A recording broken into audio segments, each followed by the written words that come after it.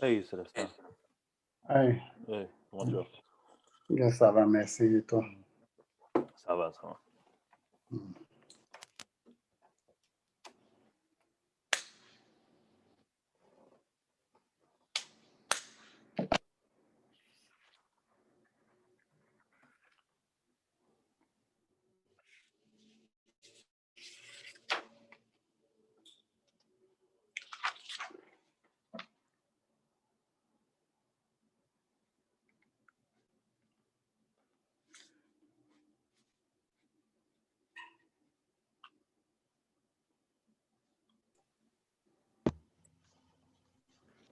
Hey, Michel, welcome.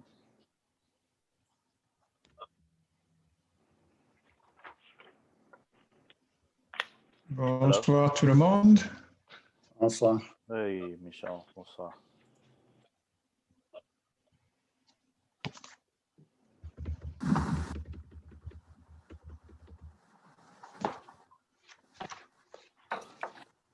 Hey, Christian. All right. Hello.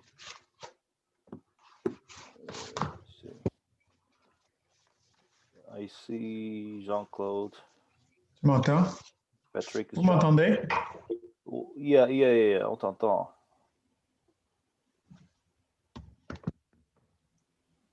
I see Patrick is joining as well.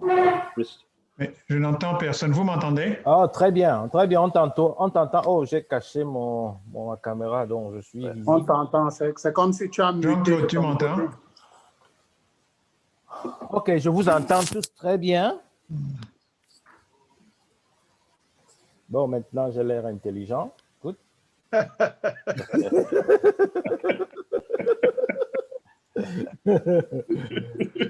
Tout le monde, bonsoir. Bonsoir. Bonsoir. C'est comme si Michel a un problème de micro, là. Il nous entend, mais on l'entend, il ne nous entend pas. Michel, tu nous écoutes? Essaye de te déconnecter et puis tu te reconnectes, Michel.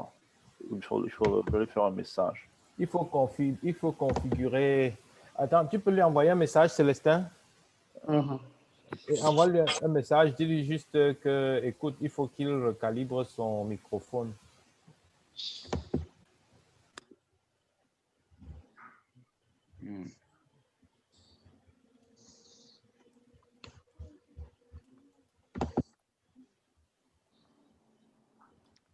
Vous m'entendez? Très bien, on t'entend. Moi, je ne vous entends pas. Ah.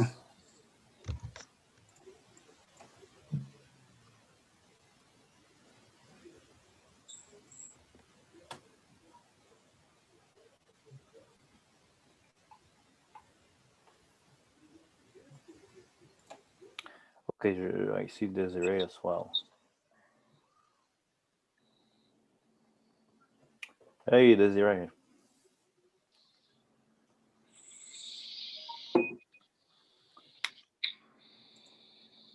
Okay, Michelle is coming back.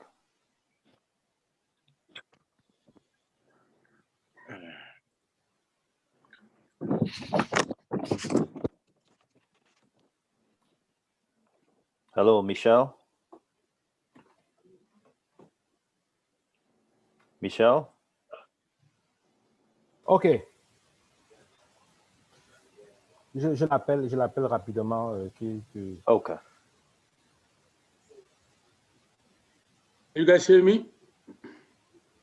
Yeah. Yes. Yeah. Okay. Hello. Hey, Desiree. Hello, everyone. You have a big mug there, Steve. It's a regular size. Okay. Or maybe the camera is kind of making it. Oui, Patrick. Hello, Michel, on t'écoute très bien. C'est seulement que tu ne nous écoutes pas. Ah oui, je crois que tu es en train de changer la connexion de ton audio. Non, je crois que maintenant, ça devrait aller. Tu nous écoutes? Yep. Good. OK. Okay. I see PM Marie is joining as well. Let's give everyone one additional minute. Yes, And then okay. Okay, he was calling merci. me. Good. So I think we are all together. Yeah, okay, merci. I think we are We Missing we two should people. But anyways, we're gonna start now. we should just go ahead Yeah, because of the limitations. you're Yeah. right. So 6:35. hi again, everyone. Welcome back. Any questions that was not answered? I'm gonna do a summary of whatever we learned yesterday. But any questions, burning questions that you want to ask before we start off? All right, I'll take it as a no. Let me try to first share my screen. Let me know whenever you see it.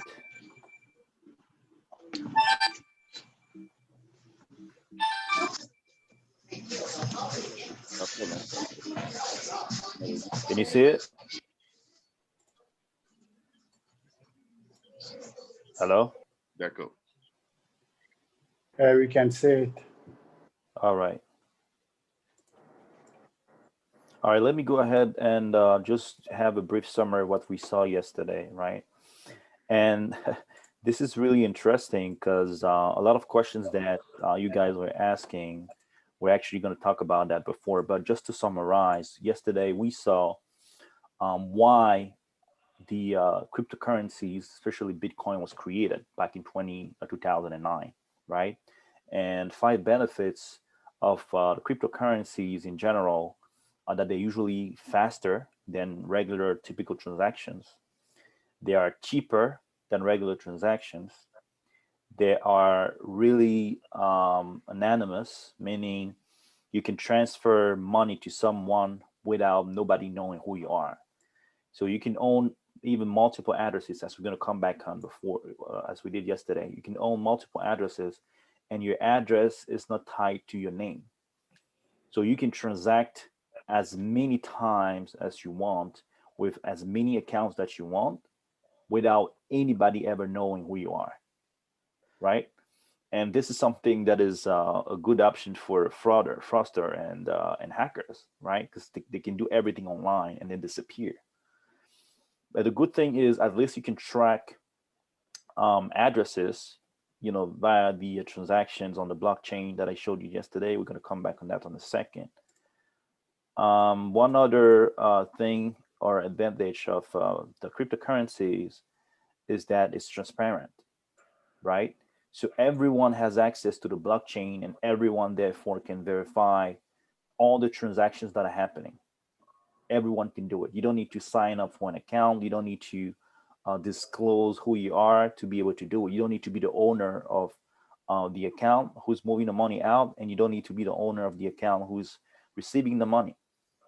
So everyone can see what balance you have in your account. Everyone can see all the transactions that you had since the first time you had them. Everyone can have access to that without, having a different account or reveal his own identity. So it's private and it's very secure. And you saw yesterday why we're calling cryptocurrencies, because there's a lot of encrypting and hashing algorithms behind cryptocurrencies. Okay, so far so good. Questions? Okay.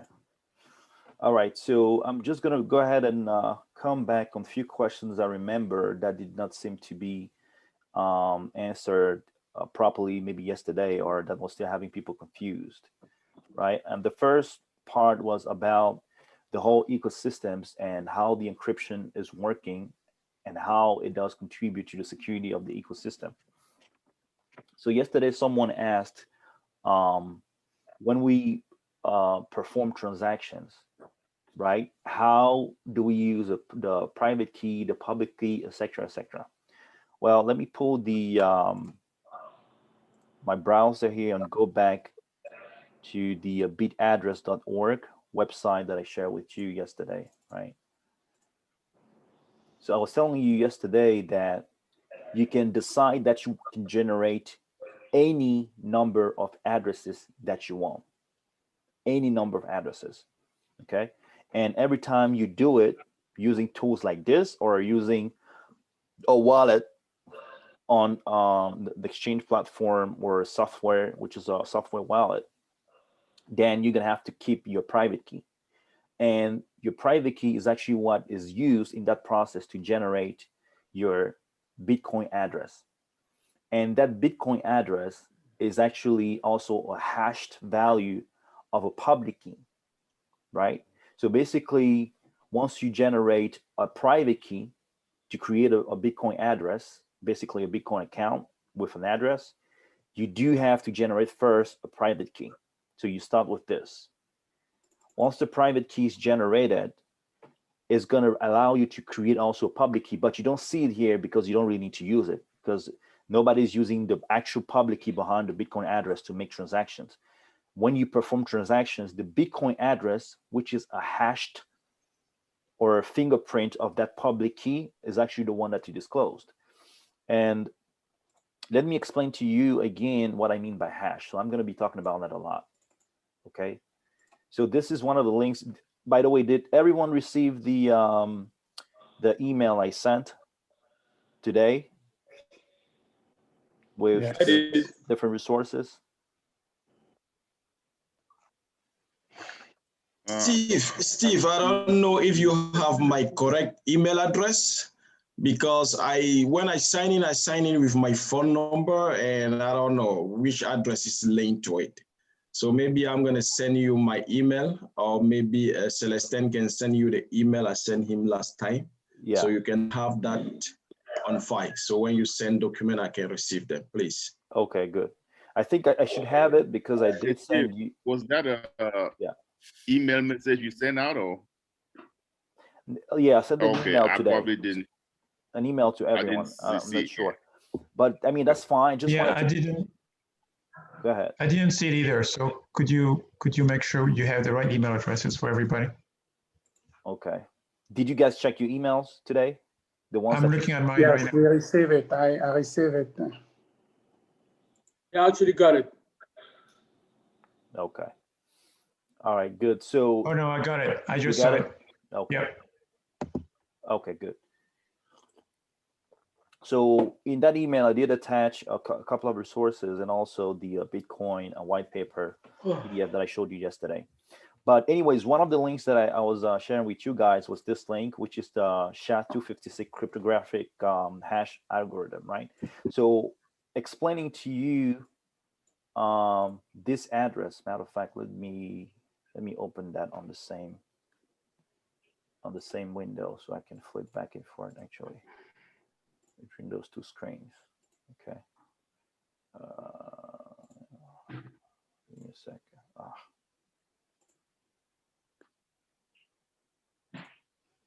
Okay.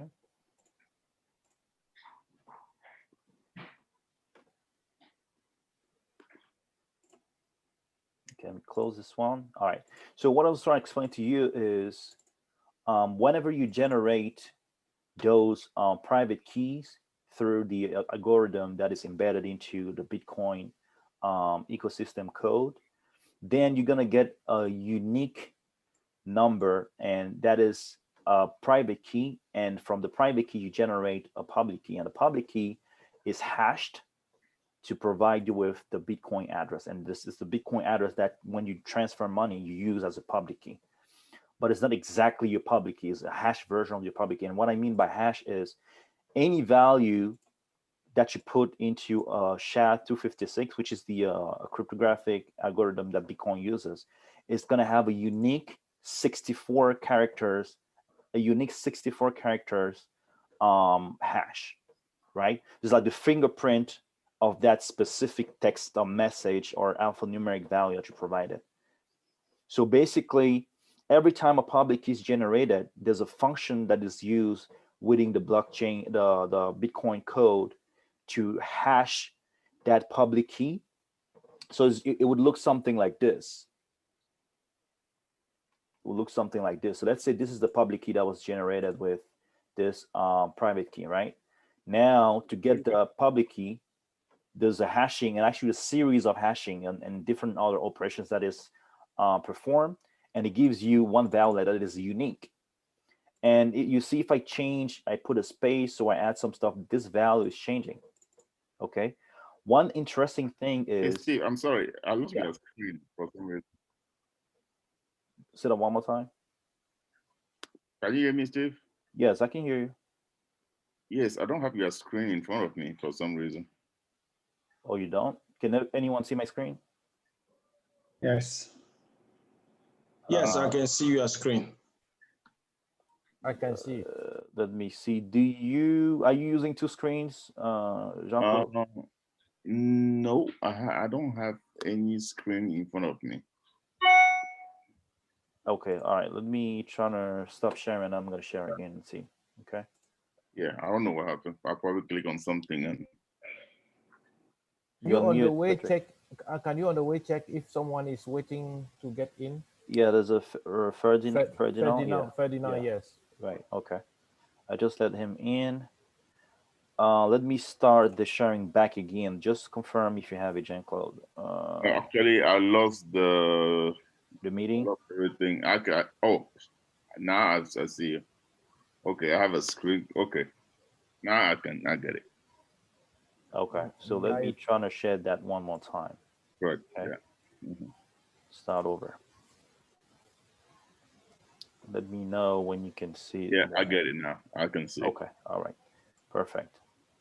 Okay. So what I was about to say is the reason why the values that you're getting into the Bitcoin address is actually a hash version is because we want to make sure that the public key itself is not revealed also. And there's really no need to use a public key and a private key on a Bitcoin address because the Bitcoin address is an encrypted or fingerprint of the public key, right? So what I was trying to explain here on the screen, and that's what makes the Bitcoin so interesting, is that you can use and create any amount, like unlimited amount of addresses that you own. You just need to own the private key, right? So if I keep doing this, I can use all those addresses and every time save the private key that comes with it. And those are going to be my addresses. I can even give it to somebody else. If I want to provide that address for someone else to use, I can share that secret key with him. Okay, but I can have 1,000 of Bitcoin addresses that are belonging to me. I just need to generate it this way and keep the 1,000 related private keys. Okay. So one thing that I wanted to also share is a big number that comes with the number of transactions and addresses that can ever exist. And let me share that with you as well. And you're gonna see that this is mind blowing. So you can basically, using the SHA-256 encryption, you can basically do this. You can generate 2^256 separate and unique addresses. So this is the number of addresses that you can generate and that would ever exist, right? That's why, and let me copy this again and put that here. Because the next question when I show this to you is, when I generate all those keys, why is it that nobody else can ever get the same address, right? Because you might be thinking, if I can just go ahead and come here and click on this and generate new addresses and use them, how is it possible that nobody already used this address? The answer is the hashing function in SHA-256 is providing you an almost unlimited number of combinations. So what we usually call the collision would be that situation where you generate an address that is already existing and that somebody already owned. That's almost impossible. I would say impossible, because the probability that somebody else gets the same address that is randomly generated is going to be 1 over this number. Okay, so this is how much addresses can exist. This number, right? So if you read it, it says, so for all those doubting the security of 2^256 collision chances, there is a number. There is 1 in over 115 quadrivinctillion. So that's a number with 78 digits. It's impossible to actually have a collision with this much number of addresses.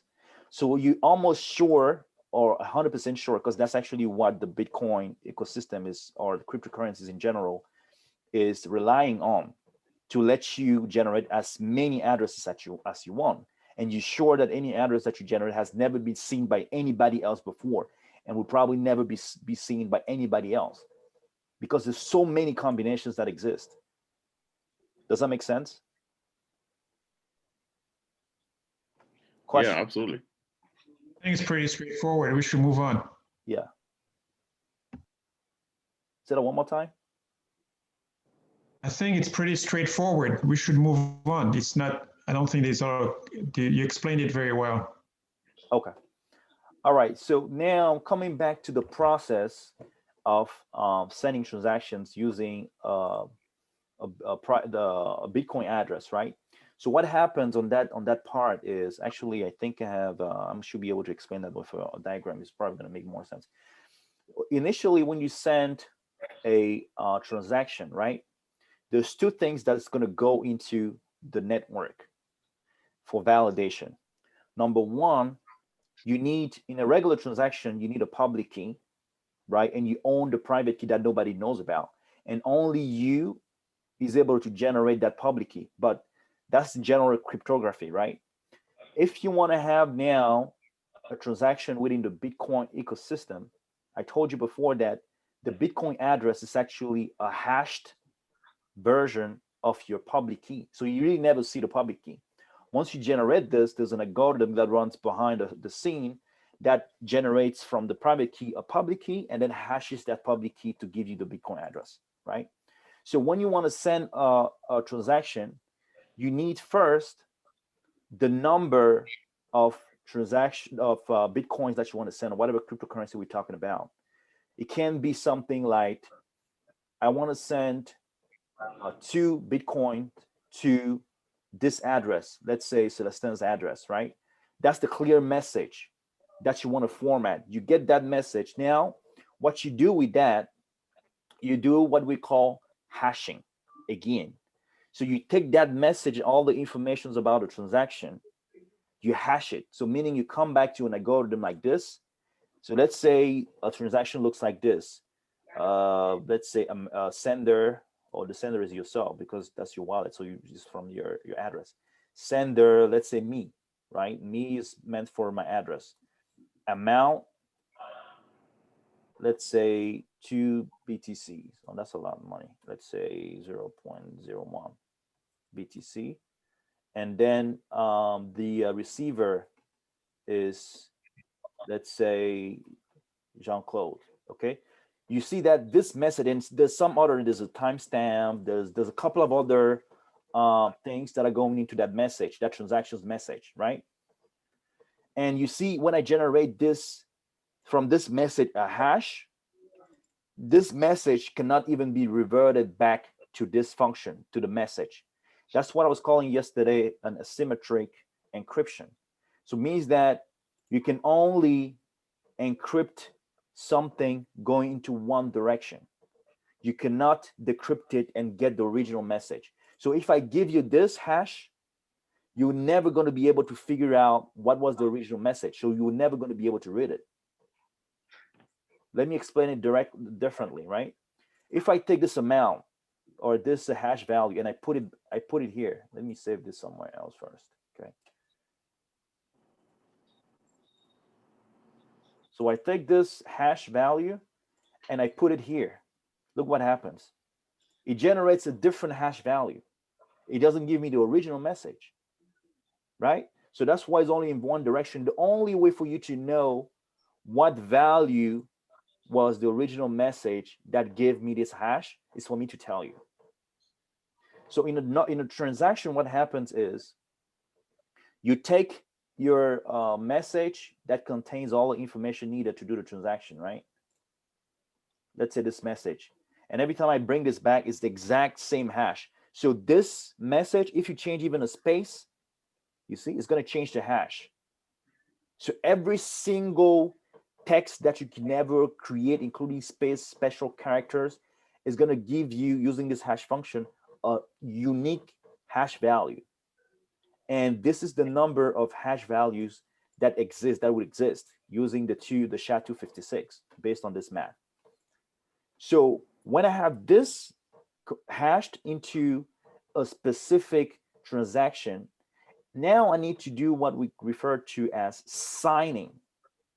And signing is actually taking this hash value that represents the information about the transaction, right? And I need to encrypt it using this private key, assuming this is my address. So I take that message, I put an encryption around it using my private key. And I'm the only one that can put that encryption using my private key because I'm the only owner of the private key. But when somebody's going to receive then that transaction, what's going to happen is he's going to get on one side this clear message about the transaction. On another side, he's going to get this message hashed and encrypted with the private key. That is now called a signature. So on one hand, you have the original message, who do you want to send the money with, that everybody can read. Now you take that, you leave that message on the side, you copy it, you hash it, it gives you a hash like this, and then you encrypt it using your private key. And that gives you a separate component. So you send both of them into for your transaction into the blockchain network. When it comes in the network, I'm going to show that to you in a second, like all the nodes, how it looks like. All the nodes are going to see that transaction, and everybody knows what is the address of the sender, because it is visible to everyone, like I told you before. And it represents the hash version of the public key. So the public key is usually visible, but in this ecosystem, we don't use directly the Bitcoin, the public key. We use the hash version of it, which is giving you Bitcoin address. So the two things are going to go into a message for representing the transaction. The first one is a clear, readable, easily readable data about the transaction, like this. Okay. The second thing is going to be a hashed version of that information plus an encrypted version of that information using your private key. And both are going to go out. Now, all the people, just a quick, I think somebody's joining. Okay, I add him. Now, a quick thing that's going to happen is whenever people are receiving that on the blockchain chain, which is made of nodes, they're going to be taking the original message. They're going to be putting that into a hash function like this one. So they're going to be putting that in the tool like that because they can read the first part of it, which is having all that information here. They're going to be copying that message and converting that using a hash function, and to get what is actually the hash value. They're going to be putting that on the side. Now, in the same transaction, I told you they have the signature, which contains the hashed transaction data and encrypted also. They're now going to use your public key. In this case, it's going to be your Bitcoin address, you the sender. They're going to decrypt your signature. They're going to be able, when they decrypt it, they're going to have access to the hash. Once they decrypt it, they're going to have access to the hash, and they're going to be able to compare it to the original hash that they converted using their tool. If the two of them match, then the transaction is valid. Does that make sense? Okay. Hi, Steve. So I think this will be much better explained if maybe we can do that later. If we had something like a signal diagram? flow, Okay. a flow diagram, that will be more explanatory, because then you say, okay, from this step, this is the original message, it goes to this step, and then it goes to this step, and then until what the receiver gets. That would be very interesting if you have such a block diagram. Let me I don't want to spend too much time on that, but I'm going to show you real quick. I'm going to show you something real quick. Okay. And then we're going to move on to the next question that I had before moving forward. Okay. So the second part, by the way, I wanted to have everyone who's not familiar with crypto exchanges like Coinbase and Binance to be able, we're going to start tonight with Coinbase. And I don't know how many people already have a Coinbase account, but we're going to be creating that and trying to see if we have time to move some money around. Okay, so let me see. All right, so this is something that explains. Let me pull that on this side. Okay, so this is something that explains what I just told you, right? Starting over. In my case, this is generally how the digital signature works, and in the case of Bitcoin, this public key that you see here is actually the hash version that we use, which is your Bitcoin address. Okay, so can you see the diagram correctly? Yes. Yes, All I right. can see. Right. So let me start over. Initially, you have a transaction. You want to send money to, let's say, Jean-Claude. You provide the amount, the receiver's address, etc., etc., and then the timestamp and a couple of other information that goes into the code. That information is what constitutes the element needed to perform the transaction. But you put that information on the side, and what you need to do is you need to hash it. It's actually hashed multiple times, but for simplification, I'm just going to use it. Just going to pretend that we do it once. It's more complicated than that. So assuming that you have the original information, what you do before sending the transaction is you sending your original transaction and you send something else that is called a signature. And the signature is created the following way. You take the original message, which is this, you hash it, okay? And then which is this step. And then you encrypt it using your private key. Original message, hashing, encrypting. It gives you the resulting blob is the signature. And you still have your original message. Okay, so that's what it shows you here. Once you hash it and you encrypt it, you get a signature. Now you send both the original message, which is visible, is not encrypted, and you send the signature, which is an encrypted and hashed version of the original message. Both are going out on the network, and all the nodes of the blockchain can see it. Once they receive it, they take the first original message, which is readable, they hash it. Again, remember, I told you, you cannot go back from the hashing to the original message. It's only one direction. So the only way for them to compare it is actually to know what's the original message. That's why we're sending the original message with the encrypted one, right? Because the SHA-256 cryptography hash algorithm is only a symmetric one direction encryption. Okay, so that's why you might be wondering, why are we sending the original message? Can we just send the encrypted version? Well, if you send the encrypted version only, then nobody's going to know what was the original message, because they're going to have, after decrypting the message, they're going to have a hash. And the hash is going to be something like this, and you cannot really read it. And you cannot figure out what was the original message. That's why you need to know also the original message. Once you decrypt the signature and you get the hash, then you can put it on the side and then take your original message also that you have and hash it and compare both of them. If it matches, then there was nobody in the middle who tampered the transaction. That's how we secure the transactions. Does that make sense? And that's what we're showing here. So when you get the signature, you decrypt it using the public key. In our case, is the Bitcoin address.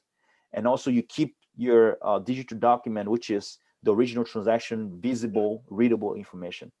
And then you hash it using the same this function, SHA-256, and you get a hash. Once you have the signature decrypted, you also get a hash as an output. Then you compare both of them. Is it clear? Now, Steve. Right.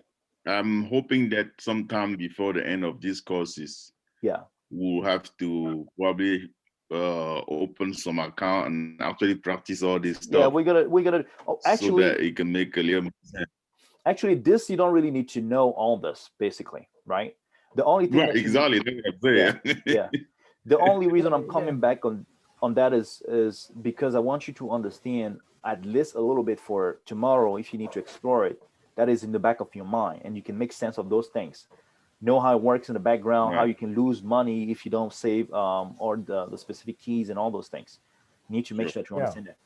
Yeah, I think Jean-Claude, I think the way I understand it is that this is the basic understanding that we actually need, because a lot of people, and even from the SIM side, from the Right. SIM, a lot of they were allowing some people with address, but the community is not ready to understand all those. They say send your address, they give an address, and the money got sent, and no one really receive it. So, and then people complain on both sides. I did not receive the money, and so Right. because it's created a mismatch in people's mind. It's better to. Right. Right. I am glad Steve actually put an accent on this. So we, even though it looks like repetitive, but I think it's good. Then we know it's important. Yeah. Right. Now, I think we are going to practice it. The way Right. That's as, what as I'm Steve Yeah. saying. promised. You know, Yeah. Mhm. when Yeah. we practice it, it will make a little more sense. Yes. Yeah. You And again, know, when we're gonna different steps. Because I want to when you Yeah. send me money, I know I want to know I received it. Right. Absolutely. Yeah. So let me see. I do have. All right, we do So, have. so Jean-Claude, when you practice it and you lose some money, it's gonna make a lot of sense. No, we can practice with $2. Now I'm gonna. Let me see. Can you still see my screen or not? No. Okay. No. So what we're gonna do? Don't worry about it. I'm gonna show you also. I was actually planning on doing that on the second half. I don't know if we're gonna have time to do it today, but I really wanted to try to do it and have people creating their Coinbase account, and then I'm gonna show you how you can. I'm gonna give you, send you a link where if you complete, because I'm an older, very older member of Coinbase. So usually when there's a new coin that they're about to put on your platform, they send it. I'm one of the people to. I'm a level 3. They send it to me. I can take some. They have some videos on that. I'm taking it, I can get like $2 here in terms of that currency. So I have a bunch of currencies like that, like different cryptocurrencies that is they send me usually new currencies, and I can actually share with you the link for inviting friends, and then you can do it, and that's how you can get some cryptocurrencies without spending money. Once Right. you read those videos, it's very quick. It's like 2 minutes video here and there. You get $2 here, $4 here, $5. You do a specific activity, you're getting. But in terms of that currency, so you can do that. Steve, now you're talking. So you can do that, and that's actually what I was planning on having you guys practicing with, not your own money. Right. With But something. Because I saw that when you register, you are just by registering and giving your informations, you are entitled to 5 or 10. Yeah, if you Something yeah, like that. But $5. yes, I was wondering where is that $5 going? Yeah, because It actually is $5 in terms of Bitcoin or other cryptocurrencies. It's not $5 in cash. yes, but I did not even see that. So that is why Yeah, I we're gonna. want to. I'm gonna help you Yeah. all with that. That's Oh, no problem. okay, Okay, okay, we okay. have less than a minute. I'm amazed how fast the time is really going. But Yeah. we have 1 minute left. See you in 10 minutes. So let's start over at 7:20. Let's start on 7:20. 7:20. Yes. Okay. Okay. Okay. All right. Mhm. 7:20 Eastern time. Okay. Okay. Bye. Thanks.